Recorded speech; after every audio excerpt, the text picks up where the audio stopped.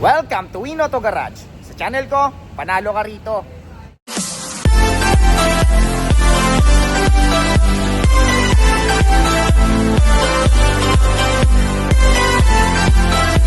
Alright, magandang araw na naman sa inyong lahat mga katropas. Ako na naman, Erwin Peralta. You can call me Win for short. Ayan, first vlog natin ngayong taon. Happy New Year sa inyong lahat. Nga pala, ayan, medyo matagal-tagal tayo hindi nakapag-vlog na naman.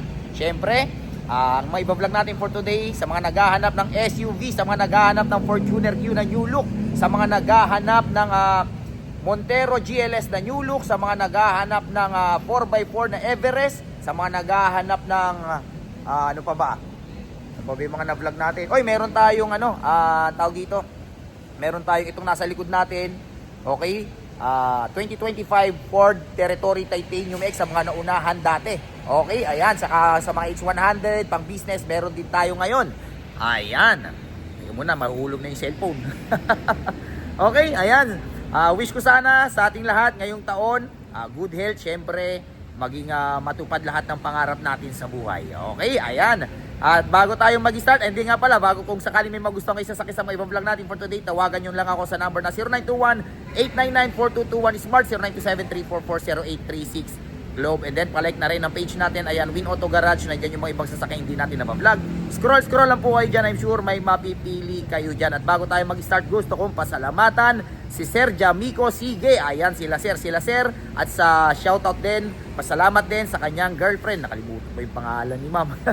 Ayan, okay sir, maraming salamat sa pagtitiwala. Enjoy your 2022 Mitsubishi Montero Black Series. Ayan, wag na natin patagalin to. Samahan nyo na ako, tirahin na natin to. Baka tirahin pa ng iba. Tara. Alright, first unit natin ito sa mga naghahanap ng Toyota Fortuner Q na new look. Ayan o, napaka-pogi. I-startan kaagad natin to. So ito ay 2024 Toyota Fortuner Q 2.8 liter 4x2 automatic transmission, diesel, 15k mileage, complete ka sa maintain, at ang presyo niya ay 1,878,000 pesos. Ayan, sipatin yung mabuti. Ang brand new price nito is nasa 2.2 mahigit. Ayan ang headlight. Hindi ito yung Fortuner Q na Ito, naka LTD look na to. Pati yung mugs. Okay? So almost same sila ng LTD. Pinagkaibahan lang nila yung interior. Pero specs, almost the same. So kung mahilig kayo sa black, eto na yun, all black, pati interior, all black. Ayan ang likuran. Siyempre, andyan yung mga sensor, power tailgate, first owner. Ang may-ari nito, executive, basta mataas ang posisyon sa Coca-Cola. Okay? Siyempre, pindot-pindot na lang din to.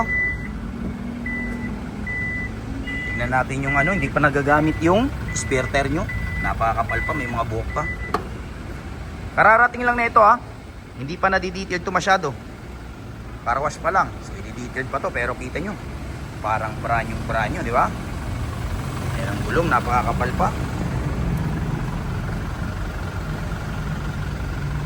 Ayan. Check natin ang loob. 1, 2, 3. Opya. Ayan ang loob. Okay. Siyempre, power seat. Pahinahatan natin yung volume. Baka hindi tayo bayaran ni YouTube. Ayan, so ito ay 7-seater.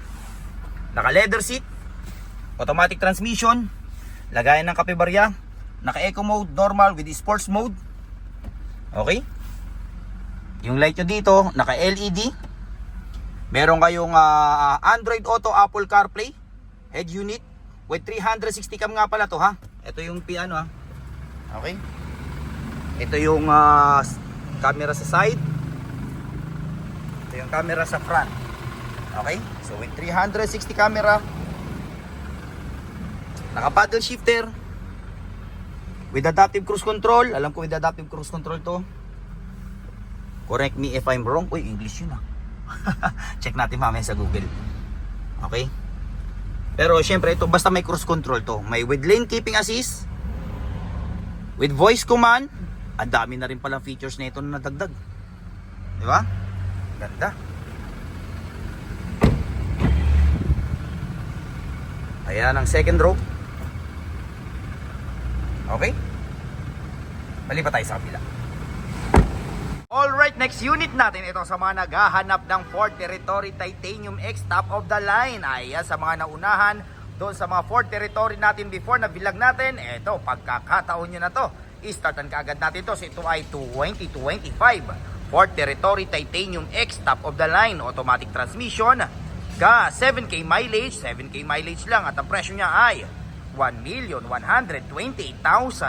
pesos. Ayan, sipatin yung mabuti.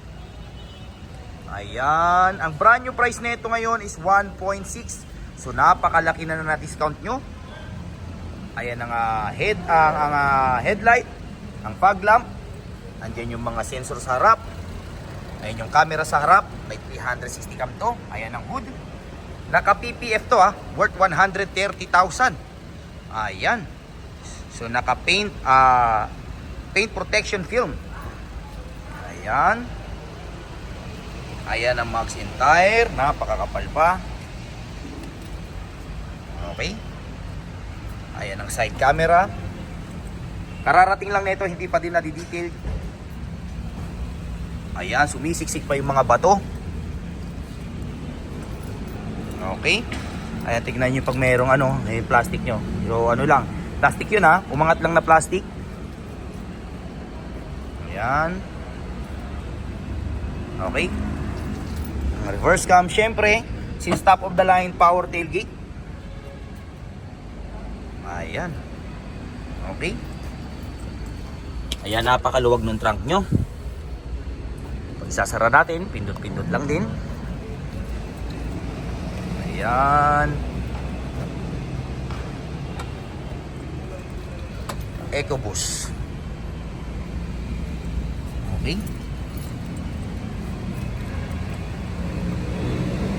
Ayan.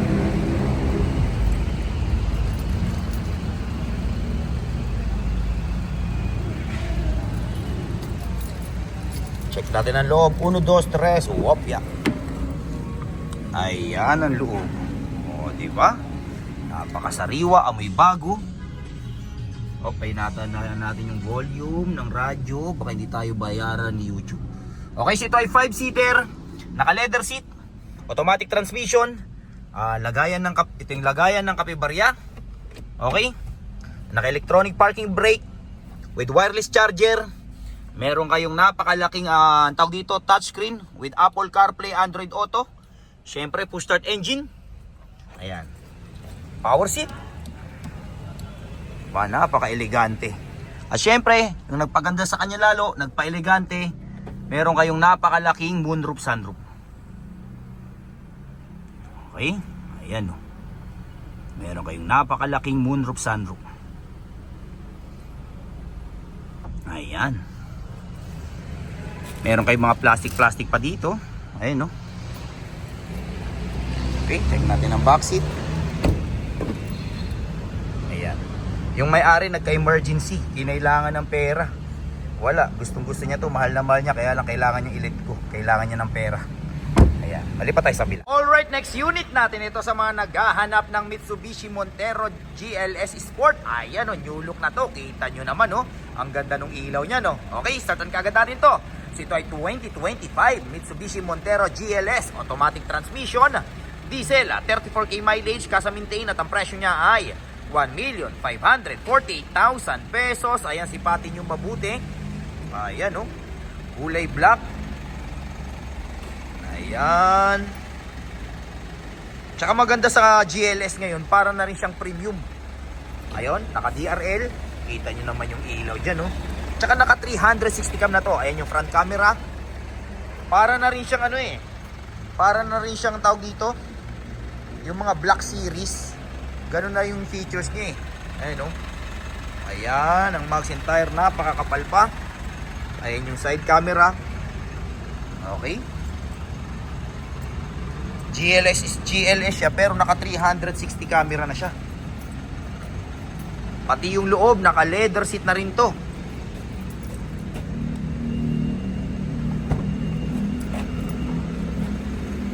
Ayan ang likuran.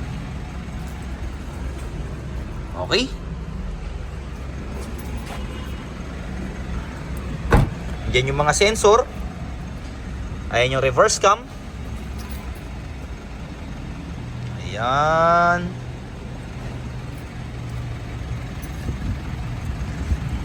Okay.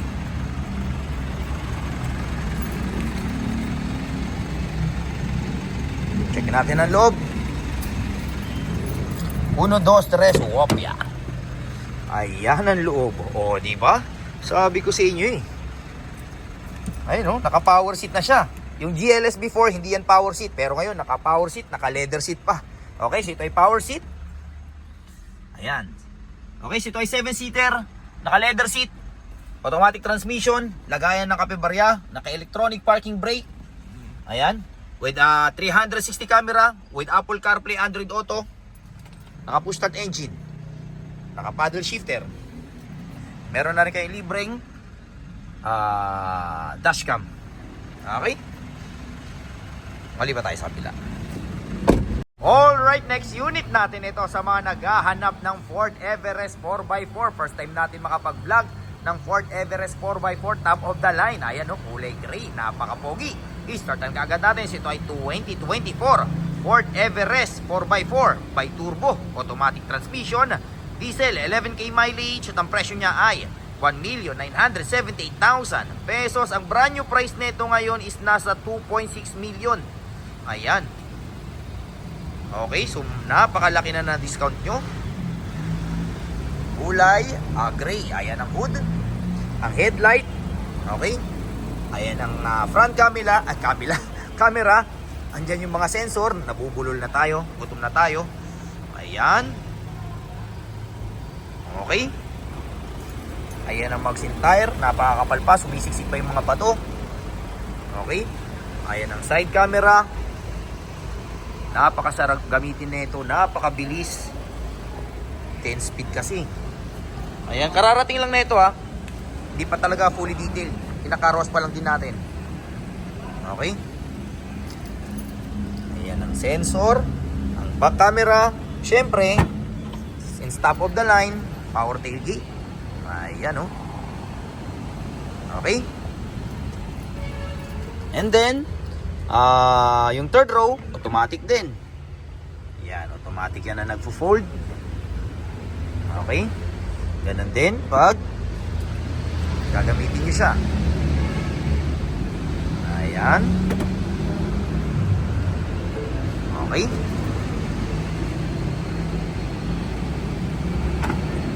Okay? Ayan. Titanium.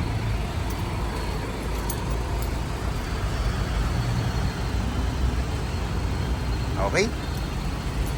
Check natin ang loob. 1, 2, 3. Wopya. Ayan ang loob. Ito yung maganda dito. May ilaw-ilaw siya rito eh. Siyempre, power seat. Okay? Pati yung sa kabila, power seat din yan. So ito ay 7-seater. Naka-leather seat. Automatic transmission. Lagayan ng kape-barya. Naka-electronic parking brake. Ito yung pihitan ng 4x4. Naka-wireless charger. Meron kayong napakalaking Apple CarPlay, Android Auto. Okay, na touchscreen. Siyempre, push start engine. Andiyan yung mga pihitan ng ilaw. And then, siyempre, yung nagpa-elegante sa kanya. Ayan. With moonroof, sunroof. Okay? Ayan. Yung pwede nyo ring buksan. Pwede kayong kumaway-kaway sa inyong mga fans. Diba? Ayan. Napaka-pogi, napakaganda. Ayan Okay?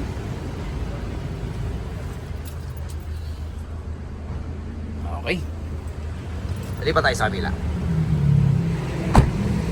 Alright, next unit natin. Ito, mapunta naman tayo sa Hyundai H100. Ayan, sa mga naghahanap ng pang-business, pampamilya, pwede rin. Okay, startan kagad natin to. So ito ay 2025 Hyundai H100 manual transmission, diesel, 6k mileage. At ang presyo niya ay 928,000 pesos. Ayan, sipatin nyo mabuti. Ayan, parang brand new. Okay, Sa mga naghahanap ng pang-business, pang-pamilya. H100. Ayan ang tire, napakakapal pa. Okay, meron pa yung ganito. Ayan. Okay. Meron din tayong mga L300. Okay. Ayan.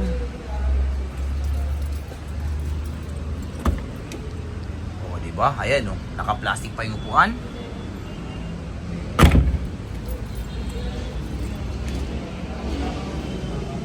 Okay. Check yung mabuti. Sariwa. Parang brand new. 1, 2, 3, wopya. Ayan ang loob. O, diba? Naka-leather seat din yung upuan. Okay, naka-plastic pa yung mga ganito. Ayan, sa mga naghahanap ng pang-business. Alright, next unit natin. Ito sa mga naghahanap ng Ford Raptor. Brand new to. Napanalunan to sa raffle. Tapos binenta sa atin nung nanalo. Okay? Ayan, i-startan agad natin to. So, ito ay 2026. Brand new Ford Raptor. 4x4. 10-speed automatic by turbo. Automatic transmission. Diesel. Ayan, at ang presyo niya ay 2,360,000 pesos. Ayan, sipatin yung mabuti. Ayan. As in brand nyo yan. Ayan, oh. Kita nyo. Ayan ang tawag dito, ang hood. Wala pa yung plaka pero ina-apply na, ha. Ayan. Ayan ang front camera. Kita nyo naman yung gulong. Nandiyan po yung mga bala-balahibo. Ayan, oh. Okay. O, kita nyo may ribbon pa. Napanalunan nga ito sa raffle. Okay, ayan ang side camera. Ayan. Ayan ang likuran. Okay. Ford Raptor. Ayan ang back camera. Check natin sa kabilang side. Hindi tayo kakasya rito. Okay, nandito tayo sa driver's side. Sipatin yung mabuti. Ayan. Stick talaga ng Raptor, no? Sa mga pickup, ang naglalaban lang talaga, hindi naman, ang talagang mabenta, sa napansin ko lang, Raptor tsaka Hilux. Ayan. Pero syempre, kanya-kanyang preferred yan. Lahat naman ng maganda. Pero syempre, kung ano yung tinitibok ng puso nyo. Diba? Okay, check natin ang loob. 1, 2, 3, wopya. Wop. Ayan ang loob. O, diba? Naka-plastic pa yan. Hanggang doon sa likod, naka-plastic pa. Okay, so ito ay 5-seater. Naka-leather seat. Syempre, power seat. Automatic transmission. Lagayan ng kapibarya. Pihitan ng 4x4. Naka-electronic parking brake. Meron kayong napakalaking Apple CarPlay, Android Auto. Okay? Syempre, push start engine, naka-paddle shifter. Ang tinakbo niya 82 km lang, okay? Tingnan natin. Kasi pag nawala na yung pag nakasara, tapos pag binuksan natin, ayan, makikita nyo. Okay? Ayan, no? 82.5 km lang. Okay, syempre mula dun sa kasa kung saan napanalunan papunta rito sa showroom natin. Okay, check natin ang likod. Ayan, no? Literal na brand new. Okay? Alright, so dyan nagtatapos ang vlog natin for today. I hope may mga nagustuhan kayo sa akin sa mga vlog natin. Hanggang sa susunod na pag-vlog natin. Adios amigos. Bye-bye.